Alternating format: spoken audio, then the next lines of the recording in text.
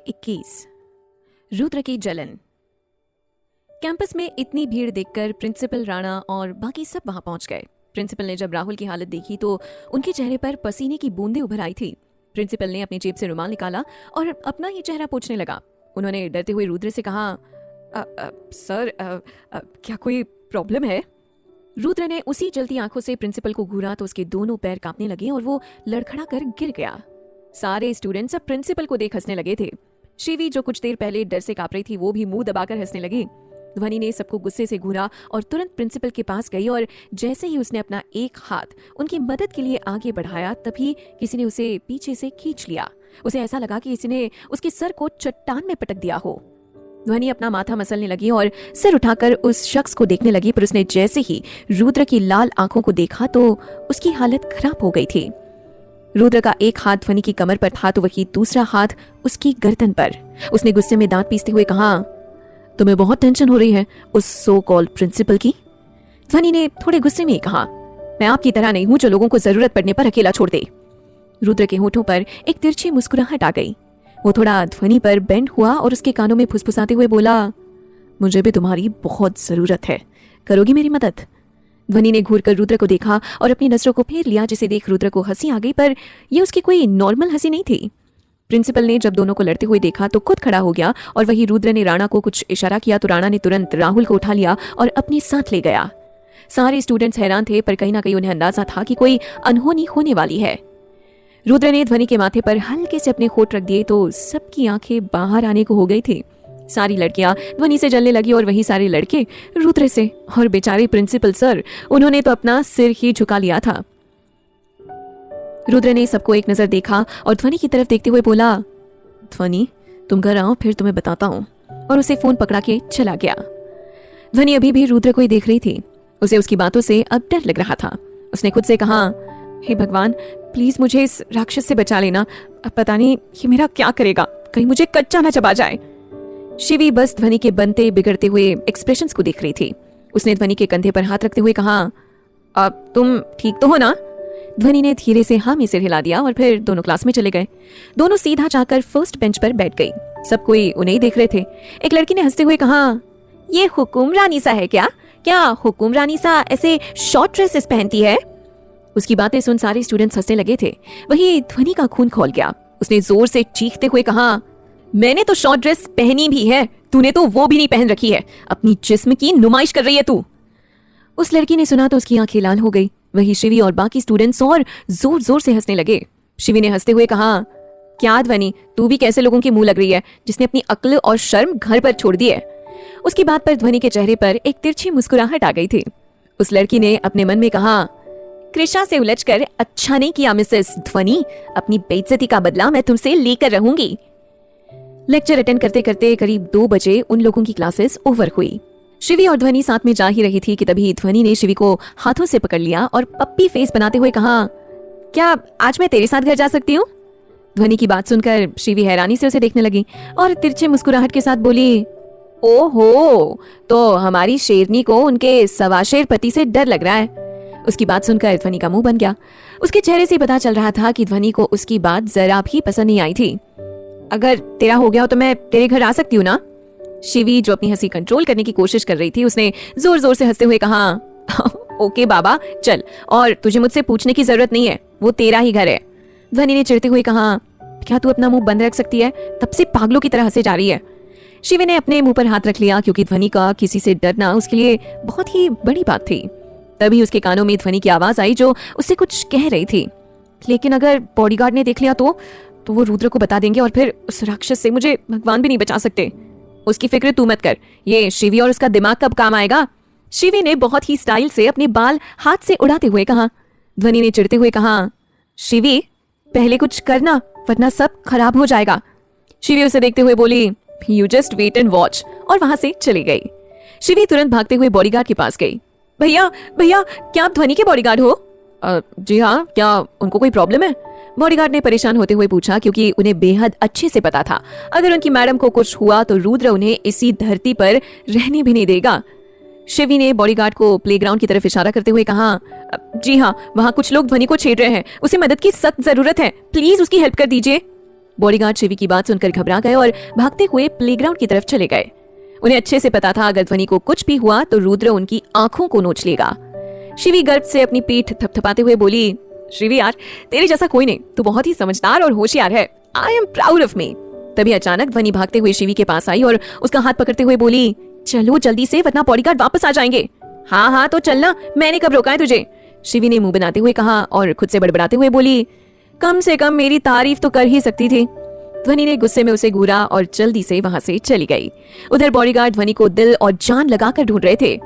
Madam तो कहीं नहीं दिख रहे, कहीं उस लड़की ने हमसे झूठ तो नहीं बोला? एक बॉडीगार्ड ने डरते हुए कहा। इस वक्त उसके चेहरे पर रुद्र का खौफ साफ साफ देखा जा सकता था। वहीं दूसरा बॉडीगार्ड तो थर थर कांप रहा था, क्योंकि अगर रुद्र को ध्वनि नहीं मिली तो उसके अंदर का शैतान जाग जाएगा। तभी एक ब्लैक कार उसके सामने रुकी। दोनों ने जब उस कार को देखा तो उनका दिल उनके मुंह में आ गया। कार से एक बहुत ही हैंडसम आदमी बाहर निकला। इस वक्त उसने अपनी आंखों पर ग्लासेस पहन रखे थे और ये कोई और नहीं बल्कि रुद्र ही था जो ध्वनि को पिक करने आया था। रुद्र ने बॉडीगार्ड को देखते हुए कहा, वेयर इज शी? बॉडीगार्ड ने डरते हुए कहा, हमें माफ कर दीजिए, एक लड़की ने हमसे झूठ कहा और मैडम।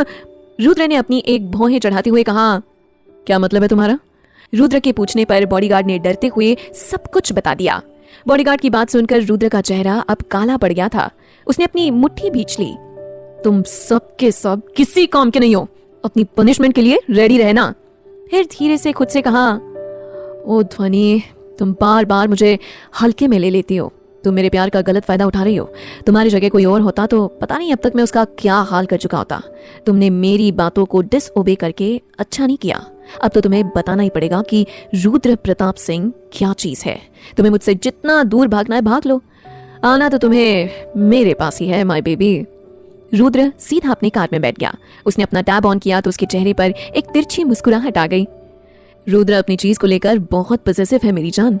अब तुम्हारा फोन ही मुझे तुम तक पहुंचाएगा। वहीं दूसरी तरफ रुद्र के गुस्से से अनजान ध्वनि और शिवी की कार एक थिएटर के सामने जाकर रुकी। आज ध्वनि और शिवी दोनों का ही एक मूवी देखने का प्लान था। चल वरना शो स्टार्ट हो जाएगा, ध्वनि ने एक्साइटेड टोन में कहा और अंदर चली गई।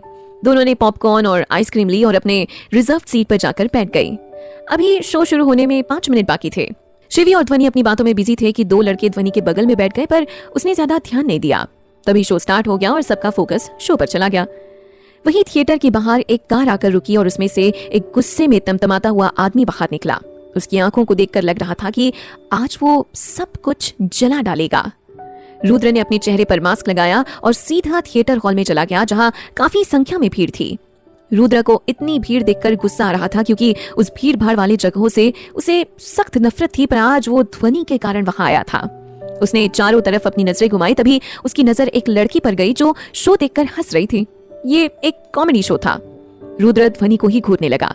तभी उसकी नजर ध्वनि के बगल में बैठे लड़के पर गई जो ध्वनि को प्यार से देख रहा था। ध्वनि के दूसरी तरफ शिवी थी और दोनों अपने खाने में मगन थी। शिवी पॉपकॉर्न खाने में बिजी थी तो वही ध्वनि आइसक्रीम खाने में। उन लड़कों को देखकर रुद्र के दिल में एक अजीब सी जलन हुई। वो बर्दाश्त नहीं कर पा रहा था कि ध्वनि को उसके अलावा कोई भी नजर उठाकर देखे। ध्वनि अपनी आइसक्रीम खाने में इतनी मगन थी कि उसके होठों में भी अब आइसक्रीम लग गई थी। उसके बगल वाला लड़का उसे देखकर मुस्कुरा रहा था। उसने ध्वनि को देखा और मुस्कुराते हुए कहा, एक्सक्यूज मी, आपके होठों पर आइसक्रीम लग गई है। ध्वनि ने कुछ कहा नहीं और अपनी हैंकी निकालकर अपने होठों को साफ कर लिया। रुद्र अभी भी उन दोनों को अपनी जलती निगाहों से देख रहा था। तभी अचानक ध्वनि खड़ी हो गई। शिवी ने हैरानी से पूछा, क्या हुआ, तू खड़ी क्यों हो गई? ध्वनि ने शिवी को देखते हुए कहा, मैं अभी वॉशरूम से आई। शिवी ने हाँ में सिर हिला दिया। फिर ध्वनि वॉशरूम चली गई। वो कॉरिडोर से होते हुए जा ही रही थी कि तभी किसी ने उसे कमर से पकड़ अपने कंधे में उठा लिया। ध्वनि अचानक हुए इस एक्शन से अब घबरा गई थी। भाग 22। You are so innocent. ध्वनि लगातार उस आदमी के पीठ पर मारी जा रही थी, पर उस आदमी के आयन जैसे शरीर पर जैसे कोई फर्क ही नहीं पड़ रहा था। उस आदमी ने ध्वनि को धक्का देकर कार में बिठाया, जिससे ध्वनि के कमर में लग गई और उसकी चीख निकल गई। ध्वनि ने अपना सिर उठाकर देखा तो रुद्र उसे ही घूरे जा रहा था। ध्वनि के चेहरे पर अब पसीने की बूंदें छलकने लगी और एक अनजाने डर ने उसे चारों तरफ से घेर लिया था। ध्वनि कुछ बोलती कि रुद्र उसके बगल में बैठ गया और उसके हाथों से उसका फोन छीन लिया। ध्वनि ने घबराते हुए कहा, Rudra Rudra listen to me, वो मैं। रुद्र ने उसे अपनी लाल आंखों से घूर कर देखा, फिर किसी को मैसेज टाइप करके फोन स्विच ऑफ कर दिया और बैक सीट में फेंक दिया। उधर शिवी ध्वनि का वेट कर ही रही थी क्योंकि शो भी स्टार्ट हो चुकी थी, पर वो अभी तक आई नहीं थी। तभी उसके फोन में एक नोटिफिकेशन आया। शिवी ने जब मैसेज करने वाली का नाम देखा तो उसकी आंखें हैरानी से बड़ी हो गई। अब ये लड़की मुझे वॉशरूम से मैसेज क्यों कर रही है? शिवी ने खुद से कहा और ध्वनि का मैसेज ओपन करके देख लिया। मैं घर जा रही हूँ, कुछ काम आ गया है, इट्स अर्जेंट। ये लड़की, इसे तो मैं अभी बताती हूँ, मुझे यहाँ छोड़कर अपने घर भाग गई, शिवी ने खुद से बड़बड़ाते हुए कहा और ध्वनि को कॉल किया, पर ध्वनि का फोन तो स्विच ऑफ आ रहा था। इसने फोन भी स्विच ऑफ कर दिया, कल कॉलेज में बताती हूँ इसे।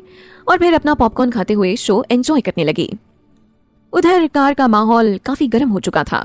रुद्र रैश ड्राइव कर रहा था और उसका चेहरा काफी सर्द था। उसकी सुर्ख आंखें देखकर ऐसा लग रहा था जैसे अभी किसी का खून कर देगा। ध्वनि ने अपनी ड्रेस को मजबूती से पकड़ लिया था और अपनी आंखों को मीच कर रखा था।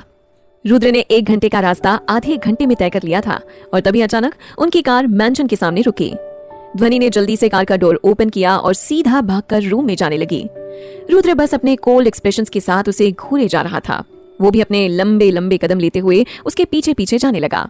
ध्वनि तुरंत रूम में गई और दरवाजे को बंद कर टेबल को खिसका कर उसके आगे लगा दिया ताकि रुद्र डोर ओपन ना कर सके।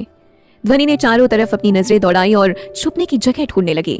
उसने खुद से बड़बड़ाते हुए कहा, कहाँ छुपूं, कहाँ छुपूं? हाँ, बेड के नीचे, पर नीचे तो जगह ही नहीं है।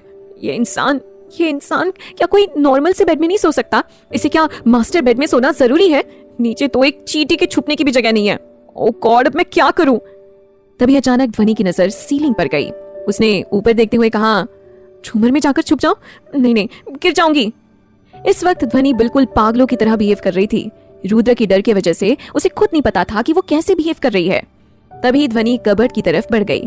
उसने जब उसे खोलकर देखा तो कबर्ड सिर्फ कपड़ों से भरा हुआ था। उसने फिर से चिढ़ते हुए कहा, क्या जरूरत है इतने कपड़ों की? 2 जोड़ी कपड़ों में भी तो काम चल सकता है ना? पर नहीं, इन्हें तो दुकान खोलना है। अब मैं क्या करूं? ध्वनि ने पैर पटकते हुए कहा। तभी उसके कानों में रुद्र की गुस्से भरी आवाज आई जो लगातार गेट नॉक कर रहा था। ध्वनि, ओपन द डोर, वरना मुझसे बुरा कोई नहीं होगा। अभी तक तुमने मेरा गुस्सा देखा नहीं है।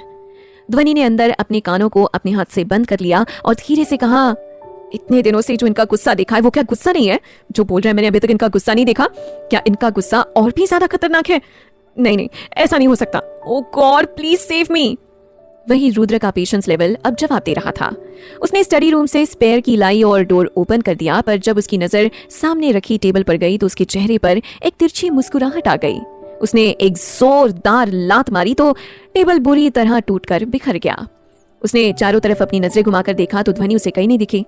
रुद्र चारों तरफ उसे ढूंढने लगा। उसकी आंखें धीरे धीरे अब काली पड़ती जा रही थी। ध्वनि उसे गुस्सा दिलाने का एक भी मौका छोड़ नहीं रही थी। उसकी प्यार का हमेशा गलत फायदा उठाती थी। एक तो उसने गलती की, ऊपर से वो उसके डर से छुप भी रही थी, पर कहीं ना कहीं उसका डरना रुद्र के दिल को सुकून भी दे रहा था। कम से कम एक विश्वास था कि उसके डर की वजह से ही सही, लेकिन ध्वनि उससे कभी दूर जाने की कोशिश नहीं करेगी। पर बहुत जल्द ही रुद्र की ये सोच गलत साबित होने वाली थी। रुद्र ने इधर उधर अपनी नजरें दौड़ाई तो उसकी नजर वॉशरूम की तरफ गई। कुछ सोचकर रुद्र वॉशरूम की तरफ बढ़ गया, पर जब उसने डोर ओपन करके देखा तो ध्वनि उसे कहीं नहीं दिखी। रुद्र की मुट्ठी आपस में अब कस गई थी। उसने अपने मन में कहा, यू हैव टू पे फॉर दिस। तभी अचानक रुद्र की नजर एक जगह जाकर जम गई और उसके होठों पर एक तिरछी मुस्कुराहट आ गई। Oh my baby, you are so innocent. भाग 23, जल कुकड़ा। रुद्र के चेहरे पर अब अजीब सी मुस्कुराहट थी। उसने अपने कदम कबर्ड की तरफ बढ़ाए और ऊपर देखने लगा। ध्वनि, तुम वहां क्या कर रही हो? नीचे आओ। रुद्र ने अपना गर्दन टेढ़ा करते हुए कहा। ध्वनि ने उसे देखते हुए कहा, नहीं, मैं आप जैसे राक्षस के पास कभी नहीं आऊंगी। रुद्र का चेहरा ध्वनि की बात सुनकर काला पड़ गया। उसने अपने सर्द आवाज में कहा, ओके देन, पनिशमेंट के लिए रेडी रहना। तो फिर मैं पूरी जिंदगी यही रहूंगी, आपके पास कभी नहीं आऊंगी। ध्वनि ने भी थोड़ा अकड़ते हुए कहा। वही रुद्र को ध्वनि की बात सुनकर गुस्सा आ रहा था। उसे बर्दाश्त नहीं होता था जब ध्वनि बोलती थी कि वो उसके पास कभी नहीं आएगी। वो समझती क्यों नहीं कि रुद्र उसके लिए पागल है। वो उससे दूरी हरगिज बर्दाश्त नहीं कर सकता था। रुद्र ने अपने गुस्से को कंट्रोल करते हुए कहा, ओ, तो अब तुम्हें अपने दोस्तों के जीने मरने से कोई फर्क नहीं पड़ता। मुझे नहीं पता था कि तुम इतनी सेल्फिश होगी। ध्वनि ऊपर से चिल्लाई, आप ऐसा नहीं कर सकते। अगर उन्हें एक खरोच भी आई ना तो मैं भी नहीं जानती कि मैं क्या कर बैठूंगी। इसीलिए बार बार मुझे उनकी धमकी मत दीजिए। रुद्र ने तिरछा मुस्कुराते हुए कहा, तुम्हें क्या लगता है मैं तुम्हारी धमकी से डरता हूँ? हाँ? ध्वनि ने कुछ नहीं कहा और चिढ़ते हुए बोली, आ रही हूं मैं नीचे। रुद्र ने कुछ कहा नहीं और अपने दोनों हाथों को पैंट की पॉकेट में डालकर खड़ा हो गया। ध्वनि जैसे ही उतरने के लिए बढ़ी, उसकी नजर नीचे गई। अब उसे जैसे नीचे देखने से डर लग रहा था। नहीं, मैं नहीं आऊंगी, मुझे डर लग रहा है, मैं क्या करूं? ध्वनि ने डरते हुए कहा। जैसे ऊपर गई थी वैसे नीचे आ जाओ, रुद्र ने वैसे ही अपने कोल्ड टोन में कहा। अब तो ध्वनि की हालत खराब हो रही थी। भले ही वो जोश जोश में ऊपर चढ़ गई थी, पर अब नीचे कैसे आए उसे इसका डर सता रहा था। उसने अपनी आंखें बंद की और ऊपर से छलांग लगा ली। कुछ पल बाद उसे महसूस हुआ जैसे वो हवा में उड़ रही हो। उसने अपनी आंखें खोलकर देखा तो पाया कि वो रुद्र के गोद में थी। रुद्र ने उसे मजबूती से पकड़ रखा था। ध्वनि तो रुद्र की आंखों में देख ही नहीं पा रही थी। उसने अपनी नजरें झुका ली और अपनी बाहें उसकी गर्दन में लपेट ली ताकि वो गिरे ना। रुद्र ने सरकास्टिकली मुस्कुराते हुए कहा, तुम मेरे बॉडीगार्ड की आंखों में धूल झोंक कर वहां से भाग गई।